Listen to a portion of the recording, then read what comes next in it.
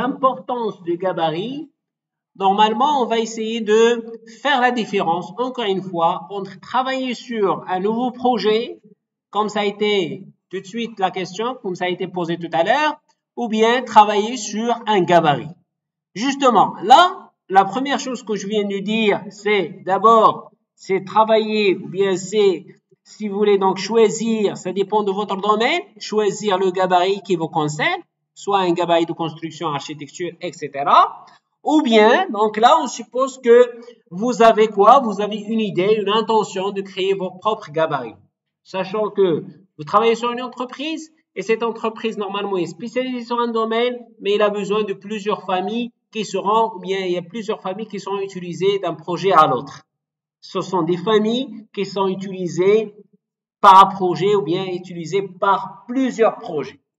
Bon, si jamais on est dans ce cas, dans un contexte où on travaille dans un bureau d'études, ou bien dans une entreprise, etc., mais cette entreprise, il utilise, par exemple, son point de départ, on doit retrouver, par exemple, des murs avec des caractéristiques appropriées. On doit trouver aussi des murs, des fenêtres, des portes, des portiques, des poteaux, etc., etc., mais on doit à chaque fois utiliser les mêmes familles. Bon, pour ne pas perdre de temps et pour ne pas, par exemple, au lieu de perdre de temps, donc, à chaque fois alimenter notre projet par quoi? Par ces familles qui sont tellement utilisées, on va d'abord travailler sur un gabarit, insérer un gabarit, bon, bien sûr, remplir un gabarit par le maximum des familles qui sont utilisées par plusieurs projets et c'est là qu'on va directement enregistrer notre gabarit et c'est là qu'on va utiliser nos propres gabarits. Je vais vous donner un petit exemple dans ce sens tout à l'heure. Mais vous avez le choix lorsque vous allez ouvrir votre projet, lorsque vous allez commencer un projet, soit commencer un projet gabarit, par exemple en se basant sur un gabarit de construction.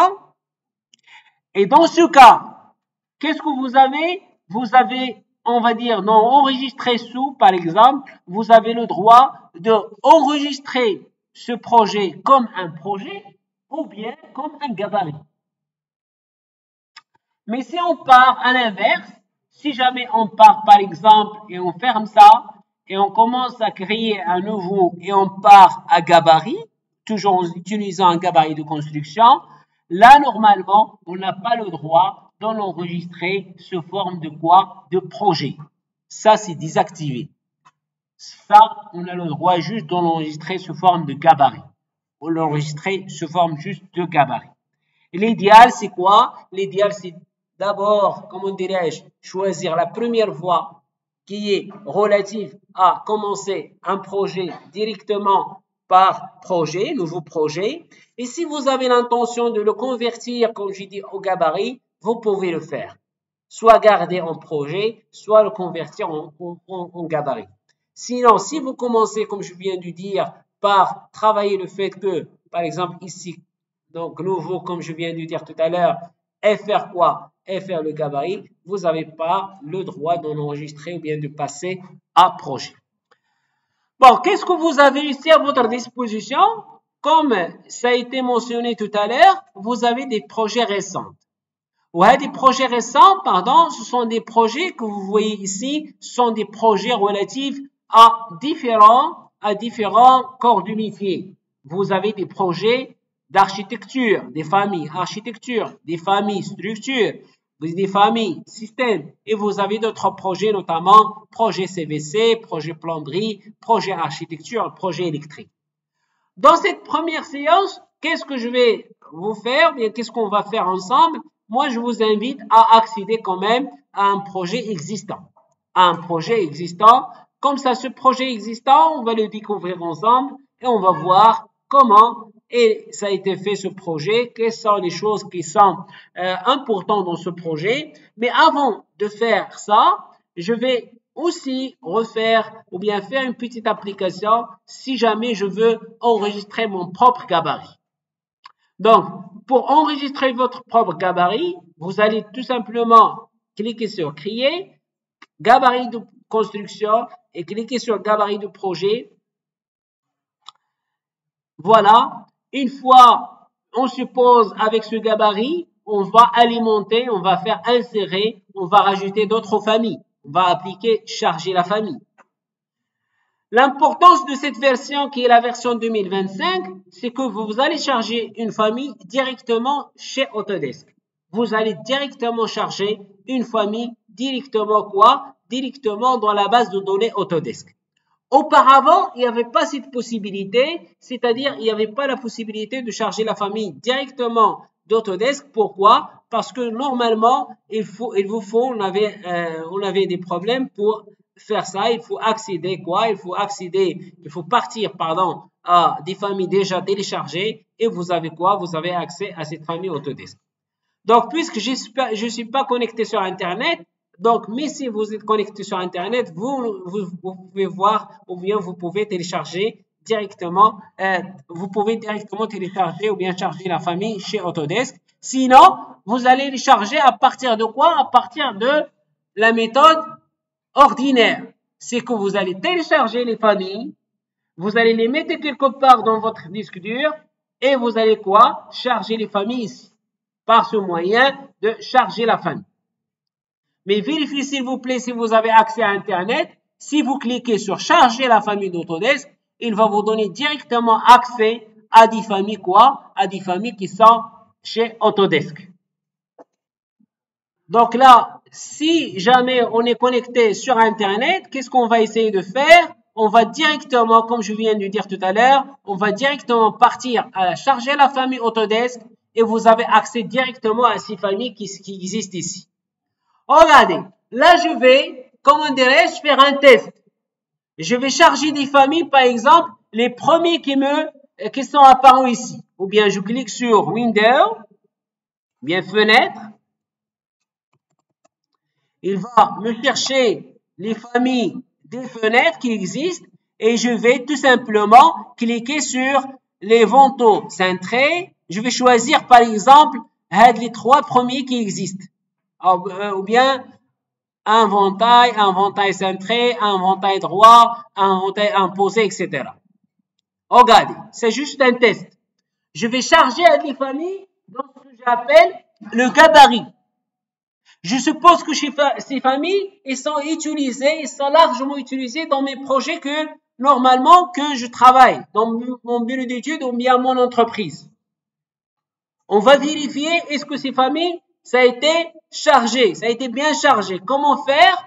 Vous allez partir à Fenêtre et vous allez voir comme quoi les vantaux qu'on vient de télécharger sont ici. Voilà, ventail cintré. Vous avez d'autres ventails qu'on a, ventail cintré, ventail imposé, ils sont déjà chargés. Voilà, ils sont là. Ventail imposte, ventail droit, etc. Maintenant, qu'est-ce que je vais faire? Je vais fermer. Je vais d'abord enregistrer comme ça, c'est un gabarit. Puisque c'est un gabarit, je vais l'enregistrer sous forme de gabarit. Et je vais le nommer mon gabarit. Mon gabarit. Mon gabarit, je vais le placer par exemple dans mon bureau et je vais choisir projet CAO. Ou bien, je vais choisir Revit. Et je vais choisir dans ce Revit, je vais cliquer sur gabarit.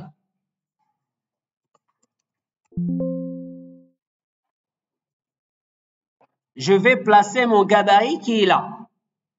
Maintenant, c'est quoi la chose que je vais faire? C'est que je vais sortir tout simplement. Je vais sortir ici. Regardez, s'il vous plaît. Pour le moment, lorsque je créer, il n'est pas encore installé mon gabarit. Il n'apparaît pas dans les choix préconisés par le logiciel. Alors que je veux que ce gabarit, il soit monté. Donc, qu'est-ce que je vais faire tout simplement? Je vais revenir, s'il vous plaît, à Fichier. Je vais partir là où il y a Options. Je vais partir là où il y a Emplacement Fichier. Et là, je vais rajouter. Je vais cliquer sur Ajouter ici. Et je vais ajouter mon gabarit, s'il vous plaît. Et je vais peut-être le prioriser. Je vais le prioriser pour que il apparaît dans mes premiers choix. C'est mon gabarit, je vais le prioriser. Et je vais tout simplement cliquer sur OK. Pour le moment, j'ai rien fait. J'en pars, s'il vous plaît, à créer. Qu'est-ce que vous allez voir tout simplement? Vous allez voir comme quoi votre gabarit qui vient d'être préconisé, qui vient d'être priorisé, et il va monter comme un choix à vous proposer et vous allez directement, c'est là que vous allez commencer votre projet.